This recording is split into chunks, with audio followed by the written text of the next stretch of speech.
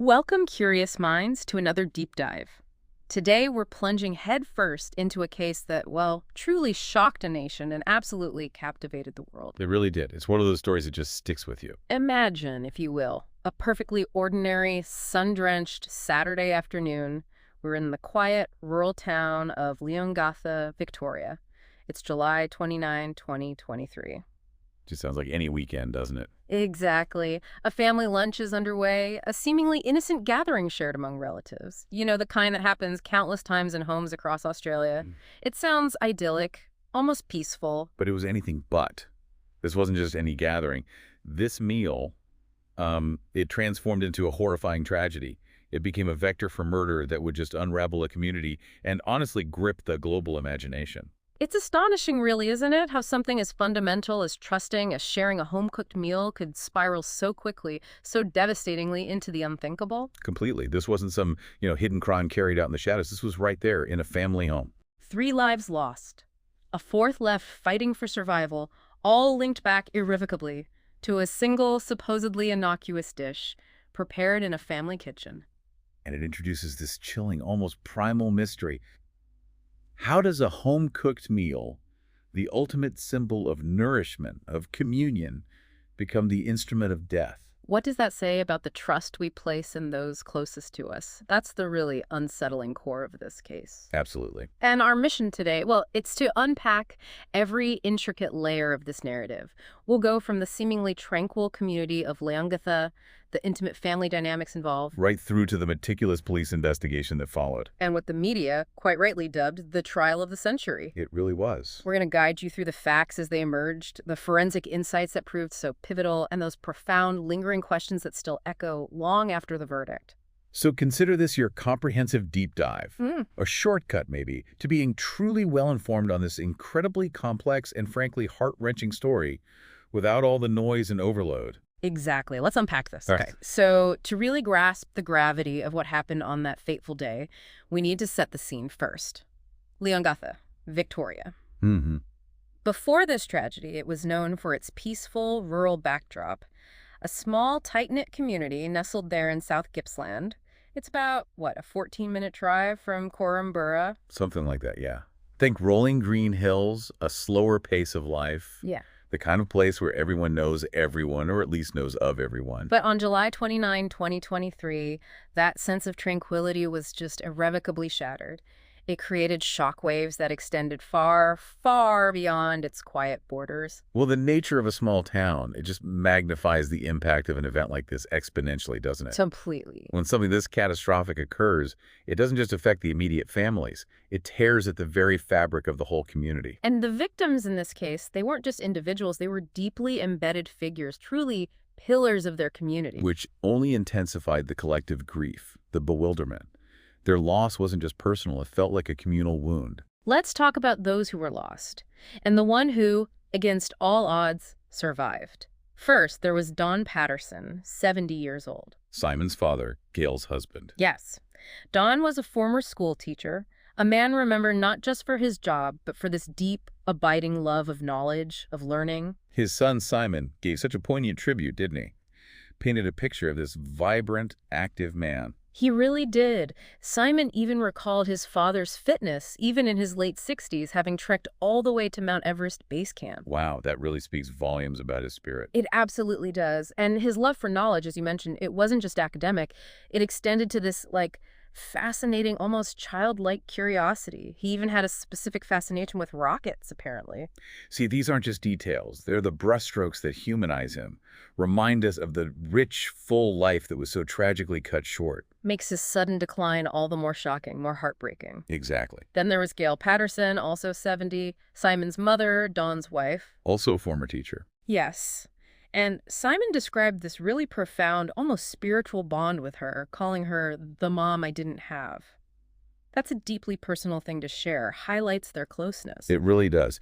And what truly stands out about Don and Gail, something that resonated deeply, was how inseparable they were. Their story was like a testament to enduring love. They literally went to primary school together. Joined the same church youth group. Described by everyone who knew them as very much a team. It's incredibly heartbreaking, almost poetically tragic, that this lifelong togetherness was reflected even in their deaths. Occurring on consecutive days.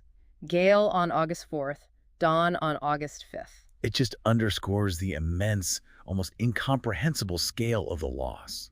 Losing two people so intrinsically linked, lives intertwined for decades. It's not just the loss of two lives. No, it's the dissolution of this singular enduring partnership. Their absence leaves a void that impacts everyone, transforms individual grief into this collective sorrow that just pervades the whole community. Also among the victims was Heather Wilkinson, 66. She was Gail's sister, Simon's aunt. Another former school teacher. Seems education ran strong in that family. It does. Her son remembered her as a wonderful, devoted mother. And her husband, Reverend Ian Wilkinson, 69, was a highly respected pastor at the Corumbura Baptist Church. And he, miraculously, was the sole survivor. Amidst such devastating loss, yes. But his journey was far from easy. He endured weeks of intense hospitalization, battling for his life. Ultimately needing a liver transplant to recover. His survival, while, a blessing in one sense, carries this unique, profoundly painful burden. Of course, not only the horrific physical trauma, but bearing witness to the full horror, the slow, agonizing decline of his wife, his in-laws. It adds such a poignant dimension to the case. He became the living embodiment of the tragedy, carrying the memory of that day. His eventual discharge, late September, wasn't it? Must have been such a complex mix of emotions, immense relief, shadowed by just unimaginable grief. And then there's the woman at the very center of it all, Erin Patterson. She emerges as this figure of, profound contradictions, a complexity that just captivated and baffled the public. Definitely. Born Erin Trudy Scudder in 1974, grew up in Glen Waverley, Melbourne. Her early academic pursuits were quite impressive, accepted into science at the University of Melbourne, then pivoted to accounting. But here's where it gets intriguing, where that perceived contradiction starts. She also underwent rigorous training as an air traffic controller, graduating in 2001. That detail alone, the precision, the mental acuity needed for that role, sparked so much public debate about her intelligence. And how it seemed to clash with the actions that would later unfold. It's a fascinating point, one that psychologists and the public often grapple with. Right. Air traffic control is incredibly demanding. Sharp intellect, spatial awareness, quick decisions under pressure, impeccable memory. It immediately suggests a high level of cognitive ability. Yet, as the case tragically revealed, her actions after the event seemed at times almost inexplicably sloppy. Or contradictory to that perceived intelligence. Exactly. Which raises this big question for us. Is intelligence purely academic, about IQ? Or does it encompass practical, emotional, social smarts? And how do those different forms of intelligence, or maybe the lack thereof, play out in a high-stakes situation like this? That's a crucial distinction. Her time as an air traffic controller, though brief 2001 to 2002, was notable. Albeit for reasons that kind of foreshadowed some character traits that later came under intense scrutiny. Right. Colleagues from that time reportedly gave her nicknames like Scudder the Nutter and Crazy Erin. They described her as manipulative, aggressive, even called her a pathological liar who'd pull unsettling pranks. Like allegedly calling in sick as other colleagues just to swipe their shifts. Wow. This early insight, gathered during investigations, it certainly offers a glimpse into a complex, maybe deeply troubled personality years before the tragedy. It really paints a troubling picture, doesn't it? Someone with high intellectual capabilities, maybe, but who appeared to struggle profoundly with interpersonal relationships, potentially lacked a robust moral compass early on. If those accounts are accurate, they hint at this deep-seated disconnect between intellectual capacity and social or emotional intelligence, a pattern of behavior prioritizing self-interest. And that early history of alleged manipulation and deceit becomes highly relevant when we look at July 29th. Her personal life was also complex. She met Simon Patterson, an engineer, in 2004. They both worked at Monash City Council. She was in animal management then. Married in 2007. And what's striking, often discussed, is her financial background. Yes, she inherited a significant $2 million from her grandmother in 2006. And later, in 2019, a $900,000 beachfront home from her parents. This level of financial comfort was notable. She could even provide generous interest-free loans over $1 million total to Simon's siblings. So right from the start, she wasn't struggling for money, which immediately kind of dispels any potential motive linked to financial hardship. That level of financial independence is a significant detail. It shifts the focus away from common monetary motives, makes you consider other, more complex underlying factors. Exactly. Wealth like that often suggests a life free from basic economic pressures, making the search for conventional motives even more perplexing when a crime like this occurs. Their marriage, though, despite the money, was far from stable.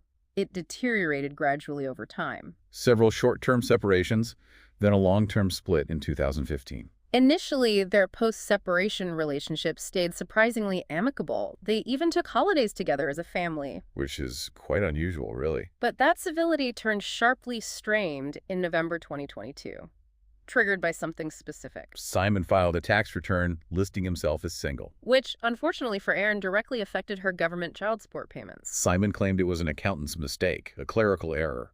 But regardless of intent, it clearly damaged their already fragile relationship, injected a new element of financial friction. That marks a critical turning point, doesn't it? The financial shift, whatever its origin, seems to have been a catalyst, pushing things past a tipping point into genuine resentment. Introduces a very tangible, immediate source of tension, a potential grievance that wasn't apparent before. Offers a possible, though still maybe unclear, motivation for escalating hostilities. And this strain, sadly, extended directly to her relationship with Don and Gail, her in-laws, her future victims. While she had initially been quite close with them, reportedly bonding with Don over a shared love of knowledge, appreciating his gentle nature, Their relationship became distinctly estranged in the 2 years leading up to the lunch. she notably missed key family events, openly expressed feeling snubbed by what she saw as a late invitation to Gail's 70th birthday. And perhaps most revealingly, her social media posts at the time, they showed this simmering resentment. One online chat revealed her referring to her in-laws with stark hostility. Using the phrase "fuck 'em." This contrast between the public image of an amicable daughter-in-law and these private, visceral expressions of hostility is incredibly significant. Suggests a hidden narrative, doesn't it? Growing bitterness, a deep undercurrent of unresolved family conflict. Absolutely. This simmering resentment, fueled by perceived snubs, the recent financial strain with Simon. It all kind of culminates in the tragic events of that day, transforming what looked like a simple family lunch into, well, a dark reckoning. Okay, let's unpack this next chapter. The unfolding horror. The fateful lunch itself, a meticulous chain of events that became central to the prosecution's case. The initial invitation for this lunch was issued July 16, 2023, at the Corumbara Baptist Church service, the gathering set for July 29th. So not a spur-of-the-moment thing. It was planned. What's particularly chilling here is the stated purpose, later disputed, of course. Erin claims she wanted to discuss medical issues, A lump on her elbow, and more significantly, an alleged ovarian cancer diagnosis. which both prosecution and defense later agreed was completely false. A fabrication. Her children were conveniently absent from the lunch, supposedly so she could discuss how to break this devastating news to them without them there. This detail immediately casts a long shadow of premeditation, doesn't it? Raises profound questions about deception right from the start. And then, that crucial last-minute cancellation. In hindsight, it quite possibly saved a life. Simon Patterson, her estranged husband, texted Erin the day before, July 28th, said he felt too uncomfortable to attend. Though he did offer to discuss her health issues another time. Erin's immediate response was one of palpable disappointment, emphasizing the hours she'd spent preparing, the small fortune on beef eye fillet. For a special meal, she might not host again. Her insistence on it being so special, possibly not repeatable, it feels chilling, manipulative in retrospect. Like trying to induce guilt, maybe? Force his presence. Possibly. And if we connect this to the bigger picture, Simon's cancellation, even if just from personal discomfort, inadvertently saved his life. It also makes you wonder about Erin's mindset. Did this disrupt a meticulous plan? Or was she prepared to go ahead regardless, just adjusting her target list? Her response certainly sounds like a calculated attempt to make him feel guilty or regretful. Further reveals that capacity for manipulation. Okay, so July 29th, 2023. The meal itself becomes this deceptive centerpiece. A beef Wellington dish, prepared with mushrooms, mashed potato, beans, served in individually wrapped portions that speaks to careful presentation. And this is where that subtle but profoundly significant detail emerged. A key piece of evidence, the orange plate. Erin served herself on a smaller, distinct orange plate, while the 4 guests got their portions on dark gray plates. Heather Wilkinson, sharp-eyed, even commented on it, reportedly asked, "Is Erin short of crockery?" That seemingly innocuous observation would become incredibly significant later, testifying to Erin's separate meal. It's pivotal. It raises the immediate critical question. Why the separate plate? Was it a conscious act of self-preservation? Or an incredibly convenient oversight? The fact a guest noticed and commented underscores how unusual it was. In any normal family lunch, you'd expect the host to eat the exact same meal. Especially for a dish prepared with such apparent care. Its absence from her plate immediately cast doubt on any claim of accidental poisoning. And to add another heartbreaking layer, Don Patterson, in a quiet act of kindness, maybe frugality, Ate some of Gail's leftovers after she couldn't finish, unknowingly increasing his fatal dose. just awful. And after the meal, in a moment that now seems chillingly deceptive, Erin allegedly announced her fabricated cancer diagnosis. To her unsuspecting guests, who responded with genuine concern, offered well wishes, prayers. This interaction just transforms an act of hospitality into something deeply sinister, a moment of profound betrayal. That post-meal conversation, the pretense of vulnerability, the guests' genuine empathy, it's a stark reminder of the trust inherent in sharing a meal, especially with family. The alleged fabrication, while her guests were unknowingly poisoned, creates this deeply disturbing tableau. Speaks to a profound level of emotional detachment, doesn't it? A calculated attempt to use their concern to deflect attention, maybe establish an alibi for her own apparent illness. Later that very night, the horrific consequences began. All 4 guests had severe symptoms, initially mistaken for severe gastro. But these symptoms escalated rapidly. Erin herself reported only much milder symptoms, diarrhea, nausea. But her actions during this period seemed contradictory, raised immediate red flags for investigators. She drove her son to a canceled flying lesson. Yes, and was even caught on CCTV stopping at a service station. Footage showed her spending a mere 9 seconds in the bathroom before calmly buying snacks. Her reported milder symptoms, juxtaposed against the critical condition of her guests, are highly suspicious. That brief 9-second bathroom visit, it's particularly telling. If she were genuinely experiencing severe gastro, her actions seem utterly inconsistent with someone in acute pain. Suggests a degree of control, maybe pretense rather than genuine illness, further bolstering the prosecution's case about deliberate actions. She also made a crucial and later suspicious claim about the leftovers. Right, she said her children had eaten some of the beef Wellington leftovers. But then quickly added that she had carefully scraped off the mushrooms, which they supposedly didn't like. That detail is particularly damning, isn't it? Almost self-incriminating. If she knew the mushrooms were problematic enough or undesirable enough to meticulously scrape them off for her own children. It severely undermines any subsequent claim of accidental poisoning. Strongly suggests an awareness of the danger, or at least high suspicion about the food's safety. Which she didn't extend to her adult guests. By July 31st, just days after the meal, medical intervention became critical. Alarming suspicions began to surface in the medical community. Dawn and Gail were urgently transferred by ambulance from Korumburra to Dandenong Hospital. Heather and Ian went to Leongatha. The victims were presenting with acute liver failure, a rare, alarming symptom for ordinary food poisoning. Erin herself had a brief visit to Leongatha Hospital on July 31st, then transferred to Monash Medical Center. Her children were also brought in as a precaution, despite Erin's initial reluctance. That's another detail that raises eyebrows. Definitely. This timeline of rapidly escalating symptoms, hospitalizations across different facilities, it paints a grim picture. The medical system quickly knew this was far beyond routine food poisoning. Dr. Stephen Warlow, head of ICU at Austin Hospital, later testified, described the victims as devastatingly unwell, with relentlessly progressive multi-organ failure. Their symptoms weren't typical gastro, pointed to something far more insidious. And this is where Dr. Chris Webster, a seasoned physician at Leongatha Hospital, enters the story. Things take a profound turn. He interacted directly with Erin at Leongatha Hospital. His suspicion was instantly triggered when she claimed she'd bought the mushrooms from Woolworths, A major supermarket chain, not forged them herself. His immediate internal reaction, as he later testified, was visceral, damning. Holy fucking shit, you fucking did it, you crazy bitch, you poisoned them all. Wow. Strong words. He described her in stark terms. Disturbed sociopathic nutbag. Noted her striking lack of apparent concern for her children, the absence of tears despite outward distress. This profound clinical suspicion led him, without hesitation, to call 000, Australia's emergency number. initiating the formal police investigation. This is such a pivotal moment, the flashpoint that shifted it from medical mystery to criminal inquiry. A seasoned medical professional, no prior bias, observing her demeanor, her implausible, self-serving explanation, he immediately connected the dots. His directness in testimony, even facing professional repercussions for his candid language, powerfully underscored his conviction about her culpability.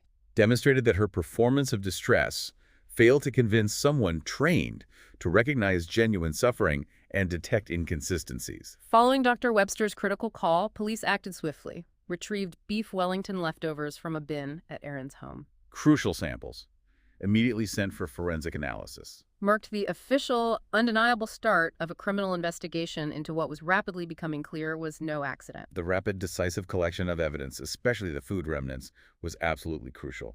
That tangible link between the meal and the victim's health provided essential physical evidence. Confirmed the presence of the deadly toxins, and what the prosecution would argue was a frantic cover-up began almost immediately. Erin was discharged from Monash Medical Center on August 1st.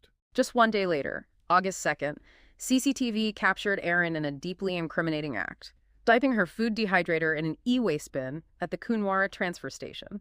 That image, a woman disposing of what looks like a common kitchen appliance, became one of the most infamous, damning pieces of visual evidence in court. The dehydrator, a seemingly innocuous tool, became central circumstantial evidence. Her initial lie to police about not even owning one was swiftly, undeniably contradicted by this CCTV footage. Not to mention her own past Facebook posts showing her using the dehydrator to dry mushrooms. Immediately established a clear pattern of deception, attempts at concealment right after the fact, made her actions incredibly suspicious. Erin later admitted lying to police initially about the dehydrator's existence, its disposal. She offered an explanation, didn't she? Claimed Simon's alleged question at the hospital, "Is that what you used to poison them with the dehydrator?" triggered intense panic. Fear of losing custody of her children. She testified this fear led her to dispose of it, lie repeatedly, believing no one would believe it was an unintentional tragic accident given the horrific outcome. This explanation, while offering a psychological defense of panic and fear, is also highly self-serving, ultimately unconvincing to the jury. If we connect this to the bigger picture, her immediate response wasn't clarification, seeking help, admitting a terrible mistake. No, it was actively concealing and destroying evidence. Prosecutors argued such elaborate actions were fundamentally inconsistent with a genuine accident, pointed instead to knowledge and clear intent. On August 3rd, just days after the lunch, Victoria Police Homicide Squad officially launched a full-scale murder investigation. And then, tragically, the string of deaths continued, compounding the community's grief. Heather Wilkinson and Gail Patterson died on August 4th. Don Patterson died on August 5th, despite that urgent liver transplant. A desperate attempt to save his life. Ian Wilkinson, as we know, defied the odds. Survived after extensive treatment, his own liver transplant, finally discharged late September. The rapid succession of these deaths, despite what Dr. Warlow called heroic medical efforts, activated charcoal antitoxins liver transplants. Confirmed the extreme, almost unprecedented lethality of the poison. He emphasized that for 3 of them, the illness was not survivable once the antitoxins took hold, began their relentless progression of multi-organ failure. That medical testimony was critical, established the profound, irreversible impact of death cap mushrooms. Following Don's death, police retrieved the infamous dehydrator from the Kunwara tip, subjected it to meticulous forensic examination. Simultaneously, Erin's home was thoroughly searched. Computers, phones seized for digital forensic analysis. Despite this intense activity, the growing evidence, she was questioned but then released, allowing the investigation to continue for months before charges were finally laid, building an ironclad case. Now let's talk about what the media quickly sensationalized as the trial of the century. The pretrial maneuvers, the eventual charges, they set the stage for a gripping, emotionally charged legal battle, captured the nation's attention. On November 2, 2023, months after the deaths, Erin Patterson was finally arrested. Charged with 3 counts of murder. Don and Gail Patterson, Heather Wilkinson. And crucially, 5 counts of attempted murder. Including Ian Wilkinson, the survivor, and notably 4 alleged prior attempts on Simon Patterson's life linked to that mysterious stomach illness he suffered in 2022. She was immediately remanded in custody. No bail. What's truly fascinating here is the initial breadth of those charges. especially relating to the prior attempts on Simon. Suggested a much longer, disturbing pattern of alleged harmful behavior, didn't it? Hinting at deeply rooted malice. But the legal landscape shifted. By May 7, 2024, Erin Patterson pleaded not guilty to all charges, setting the stage for a full trial. And then, April 29th, 2025, the highly anticipated trial began in Morwell, Victoria. Significantly, just before it commenced, the prosecution made a strategic decision. They withdrew those 4 attempted murder charges related to Simon Patterson, Narrowing the focus squarely, powerfully, onto the fatal lunch of July 29th. just as Christopher Beale presided. The trial, despite initial estimates for a shorter run, stretched nearly 3 months, gripped the public with every new detail. That strategic decision by the prosecution, dropping the earlier charges, suggests tactical refinement. Likely wanted to streamline the case. Focus on the strongest, most undeniable evidence related to the July 29th lunch, where forensic and circumstantial evidence was overwhelming. Underscored their confidence in proving intent solely through the events of that day, rather than trying to establish a complex long-term pattern. This focus probably helped simplify the narrative for the jury. The prosecution's case was meticulously constructed, built a compelling narrative of clear intent. They highlighted the dehydrator as a veritable smoking gun. Erin's initial lie about not even owning one, swiftly, publicly contradicted by her own Facebook posts, showing photos of her dehydrator, even dehydrated mushrooms. Then they presented the damning CCTV of her dumping the machine, and forensic analysis conclusively revealed her fingerprints and, crucially, traces of Amanita phalloides toxins. The death cap mushroom poison, directly on the appliance. Incredibly powerful, tangible evidence. The specific piece of evidence raises that heavy question for the jury. Why lie about something so easily verifiable, something bound to be discovered? Suggests either profound lack of foresight or, more chillingly, an arrogant belief she wouldn't be caught. The undeniable presence of death cap toxins on the dehydrator, combined with her strenuous attempts to dispose of it, then lie about it, very strongly supported the prosecution's claim of deliberate concealment, and, by extension, a guilty mind. They also presented compelling evidence of her specific mushroom sourcing and research. Her phone data showed possible visits to Lock and Out Trim in April 2023, areas known for death cap habitats. Furthermore, a dive into her computer search history revealed she'd looked up death cap mushrooms on the iNaturalist website a full year before the fatal lunch. Not a casual browse, a specific inquiry into a deadly fungi. This pre-existing knowledge of death caps is absolutely critical for the prosecution's narrative. Fundamentally shifts the story away from accidental foraging towards a more premeditated understanding of the mushroom's lethal nature. Demonstrates she hadn't just researched the weapon used, but done so with specificity, forethought. Difficult to reconcile with a purely innocent explanation. The meal discrepancy itself was another key point. They powerfully emphasized Erin demonstrably did not eat the same meal as her guests, consumed hers on that separate orange plate. Furthermore, toxins were forensically detected in the leftovers from her bin and, crucially, in the guest's urine, confirming ingestion. And the fabricated illness, her alleged ovarian cancer diagnosis, claims of stomach pains, diarrhea, presented as calculated lies. Meticulously designed specifically to ensure her children were absent from the lunch. She later even admitted under oath to lying about having had gastric bypass surgery, too. The combination not eating the same meal, separate plate, fabricating serious illness to ensure kids' absence paints a chilling picture of calculated planning manipulation. Simply not the actions of someone who made an honest, tragic mistake. Highly indicative of someone with a clear, sinister agenda. Meticulously controlling circumstances to protect her own children while exposing guests to lethal danger. The prosecution also introduced evidence of hidden hostility, directly contradicting her public persona. Online chats where Erin referred to her in-laws with stark derogatory terms like "fuck 'em" provided a glimpse into private simmering resentment. Sharply contrasting with her publicly presented image as an amicable daughter-in-law, and perhaps most powerfully, prosecutor Nanette Rogers stated clearly to the jury, they didn't need to prove a specific motive. Only intent and action. She argued Erin's extensive cover-up, disposing of evidence, attempting to wipe phones was fundamentally inconsistent with an accidental poisoning. Implying a guilty conscience, clear knowledge of her actions. This is a crucial legal principle they leaned on heavily. Motive, while often helpful, isn't necessary if intent and action can be robustly established otherwise. The prosecution effectively argued her behavior after the fact.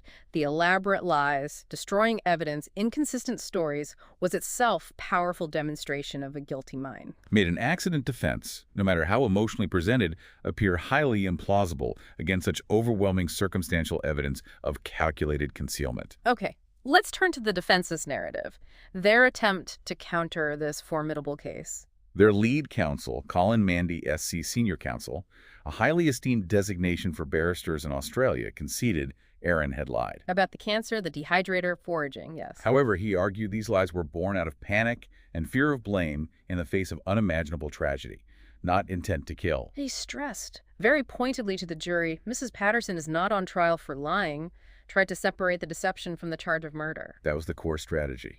Acknowledge the undeniable lies, but try to decouple them from murderous intent. Forces the jury into critical thinking. Can someone lie out of profound fear or self-preservation without necessarily being a killer? But the sheer volume, consistency, specific nature of her lies, that inevitably tested the jury's willingness to accept the distinction, especially against the direct physical evidence. Erin herself took the stand for an astonishing 8 days, unusually long, often became deeply emotional, broke down in tears at the start and end of her testimony. Presented herself as an avid wild mushroom forager, a hobby she claimed she picked up recently during COVID lockdowns. Her story to the jury: she dried foraged mushrooms, also bought dried Chinese mushrooms, which she found too pungent, claimed she accidentally mixed death caps into the container with the store-bought ones. Unknowingly creating a lethal blend she then used for the beef Wellington. Her lengthy testimony, punctuated by outward emotion, was clearly an attempt to humanize herself, offer an alternative explanation. The pantry mix-up theory, while plausible in the abstract for an inexperienced forager, faced significant challenges. Given the prosecution's evidence of premeditation, her specific research, subsequent evidence disposal. The jury had to weigh her emotional testimony against the cold, hard forensic facts. She attributed her panic, the cover-up, squarely to Simon's alleged comment at the hospital. Is that what you used to poison my parents with the dehydrator? This, she insisted, was the moment she realized the horrific possibility, immediately feared losing custody of her beloved children, drove her to dispose of evidence and lie. And to explain her own surprisingly milder symptoms. Claimed she binge-ate an orange cake brought by Gail after the meal, later vomited it, suggested this could have expelled some toxins, leading to her less severe illness. Her explanation for her own milder symptoms. Well, it's creative in trying to provide an alternative narrative to the separate meal inference. But it doesn't fully account for the significant disparity in severity compared to the guests. Attempts to counter that very strong inference of a separate, poison-free meal. But it's a detail that would have been scrutinized heavily by medical experts and the jury. Requires a specific set of circumstances to be credible. The expert testimony, the forensic insights, they were absolutely crucial, provided the scientific backbone for the prosecution. ICU Dr. Stephen Warlow, highly respected, described the victims as devastatingly unwell, experiencing relentlessly progressive multi-organ failure. Emphasized for 3 of them, once amatoxins took hold, the illness was simply not survivable. Despite heroic medical efforts, charcoal, antitoxins, liver transplants for Don and Ian. This testimony painted a stark, harrowing picture of the death cap's brutal efficiency. Highlighted that once amatoxins are absorbed, begin cellular destruction, especially of the liver. The damage becomes so severe that for most, survival is impossible, irrespective of the most advanced medical interventions. Reinforces how lethal the poison was, how little chance the victims had once they ingested it. Mycologist Dr. Tom May, leading fungi expert, testified extensively on death caps, discussed local sightings in Victoria, how easily they can be mistaken for edible varieties by the inexperienced. But crucially, he noted a key characteristic: their distinct foul or acrid odor, especially when dried. This detail directly contradicted Erin's claims of an innocent mixing, as a casual forager processing mushrooms would likely notice such a telltale sign. The mycologist's testimony provided critical scientific context, directly challenged Erin's claims of an innocent accidental pantry mix-up. That foul odor when dried fundamentally undermines the defense, suggests a casual forager would have or should have noticed something amiss, transforms her defense into a highly improbable scenario for the jury. And the forensic evidence conclusively confirmed Amanita phalloides as the undeniable cause of death for the 3 victims. Also critically highlighted that amatoxins, the potent poison, are remarkably stable. not destroyed by common cooking, freezing, or drying. Rendered any argument about preparation or storage null and void. Once ingested, the poison was active and deadly, regardless of kitchen treatment. On July 7, 2025, after nearly 3 months of intense proceedings, a case that captivated the nation, the verdict came swiftly. The jury, deliberating less than 2 days, delivered a clear, unified message, indicated strong conviction based on the evidence. Erin Patterson was found guilty on all charges. 3 counts of murder for Don and Gail Patterson and Heather Wilkinson, 1 count of attempted murder for Reverend Ian Wilkinson. Her visible reaction in court was minimal. Media described it as showing little discernible emotion, a striking contrast to the emotional breakdowns during her testimony. Meanwhile, victims' family members in court quietly wept, a poignant release after months of agonizing waiting. Ian Wilkinson, having endured and recovered, was there in court to witness it. Sitting just meters away from the woman who tried to kill him, succeeded in taking his loved ones. Truly the culmination of a devastating, almost unimaginable ordeal for them. Despite the defense emphasizing the lack of a definitively proven motive, the jury was ultimately convinced beyond reasonable doubt by the overwhelming circumstantial evidence. As a direct consequence, Erin Patterson was immediately remanded in custody. Under Victorian law, murder carries a mandatory life sentence. Legal experts anticipate a minimum of 30+ years non-parole. While an appeal is technically possible, legal commentators widely suggest it be exceptionally challenging without new compelling evidence or a demonstrable legal error in the trial. This verdict, achieved without the prosecution needing a definitive why, powerfully underscores that legal principle. Intent and action can be proven even if motive remains elusive. The jury clearly found the intricate web of circumstantial evidence, the lies, cover-up attempts, scientific findings, inconsistent behaviors, compelling enough to establish intent and culpability, even without a stated reason. This case wasn't just a legal battle, it was a media phenomenon, unparalleled in recent Australian history. Quickly, widely labeled Australia's trial of the century, garnered immense international attention, captivated audiences far beyond Australia. The scale of interest was staggering. Over 250 media outlets registered to cover it. Daily live updates, specialized podcasts like Mushroom Case Daily, blow-by-blow court reports dominating headlines, created a national obsession. The sheer scale of media interest is fascinating, deeply reflective of the public's insatiable appetite for true crime. This case combines several elements guaranteeing unprecedented attention. Domestic tragedy, baffling absence of clear motive, macabre detail of poisoned food, universal fear of betrayal within a family. The court's media liaison even described it as the biggest, most complex matter they'd ever managed recently, a huge logistical challenge. The spectacle in Morwell, where the trial was held, was intense. Cameras famously banned in Australian courts, so artists sketched Erin. Their drawings became iconic images. The public gallery was consistently packed, drew what were dubbed internet sleuths, some camping out from 5 a.m. just to secure a seat. Hanging on every word, determined to make my own mind up. It wasn't just news consumption, it transformed into public theater. People treating it like a gripping real-life drama. The involvement of these internet sleuths, the intense public fascination, it highlights a modern phenomenon in true crime. While it fosters engagement, it also puts media ethics under significant scrutiny. The court had to actively manage the frenzy. Issued, 16 directives for media to take down content? Yes, even referred prominent outlets like the Kyle and Jackie O show for contempt for breaching sub judice rules. Laws designed to prevent public commentary on ongoing trials that could unfairly influence the jury. Underscores that constant, delicate tension between public interest and ensuring a fair, impartial trial. This brings us to a significant public and expert debate that emerged.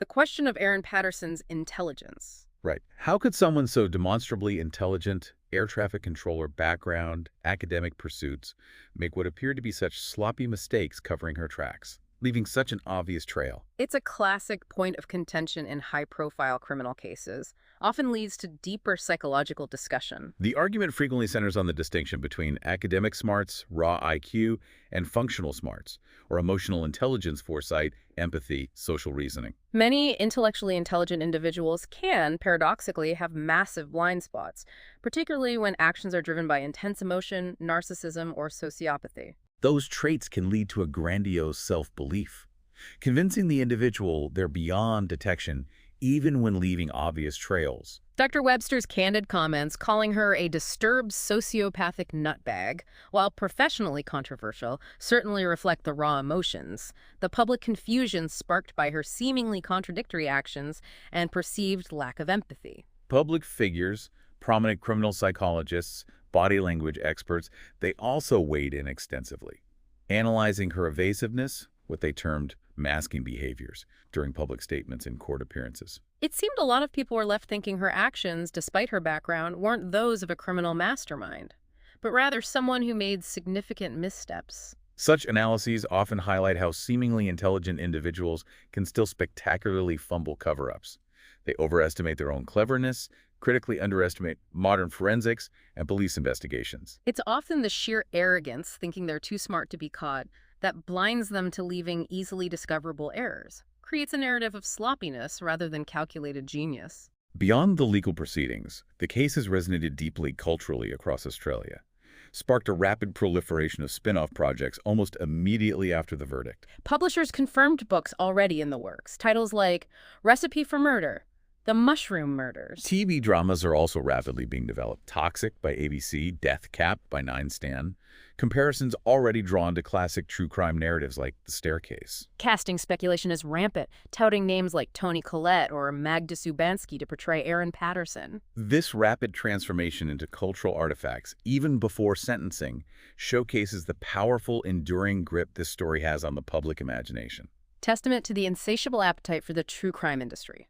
Its ability to turn real-life tragedies into compelling, often commercial narratives, for better or worse. Highlights how these events become part of our collective consciousness, discussed, retold for years to come. Beyond entertainment, the case served as a profound national warning, sparked immediate, renewed public education campaigns across Australia about the insidious dangers of foraging wild mushrooms. Particularly deadly death caps, easily mistaken for edible varieties. It even prompted important discussions around online platforms like iNaturalist about whether to obscure exact locations of poisonous fungi to prevent potential misuse or accidental poisoning. That's a crucial public safety outcome, a direct, tangible lesson learned from such a horrific event. The case highlighted a very real, often underestimated danger lurking in nature, particularly for those unfamiliar with local fungi. Also initiated an important ethical debate about the responsibility of data-sharing platforms. While designed to spread knowledge, they inadvertently provide information that could be maliciously or accidentally misused. And finally, amid all the headlines, the trial, the cultural reverberations, it's vital to remember the profound human toll beyond the spectacle. The sentiments from the victims' families, the local community. A complex, agonizing mix of relief that justice was served, but also overwhelming, profound sadness. As one family friend so eloquently told reporters, there are no winners here. The tragedy, in its far-reaching consequences, extends even to Erin's own children, whose lives are irrevocably, tragically altered by their mother's actions. This is the ultimate enduring lesson of any true crime, isn't it? Beneath the spectacle, the legal battles, media fascination, real lives are shattered, real families torn apart. And the ripple effects of such a heinous act continue indefinitely, leaving an indelible mark on everyone connected. So as we conclude this deep dive, we've meticulously traced the chilling arc of the Erin Patterson case, from a seemingly innocent family lunch in rural Victoria to a gripping, deeply unsettling trial, revealing layers of deception, calculated actions, and tragic consequences. But even with a conviction, a definitive, fully understood why for Erin Patterson's actions, the true motive that drove her, well, it still remains elusive. This raises a profoundly unsettling question, doesn't it? What does it truly mean when justice is served, the evidence is overwhelming, but the ultimate motivation for such a horrific act is never fully understood? Does this case, with its blend of apparent calculated planning and seemingly sloppy errors in the cover-up, tell us something fundamental about the darker capacities of the human mind? Or perhaps simply the limits of our understanding when faced with such an act? It certainly makes you wonder. What lingering questions might you explore next, now armed with this comprehensive understanding of the Leongatha mushroom murders? Thank you for joining us on this deep dive.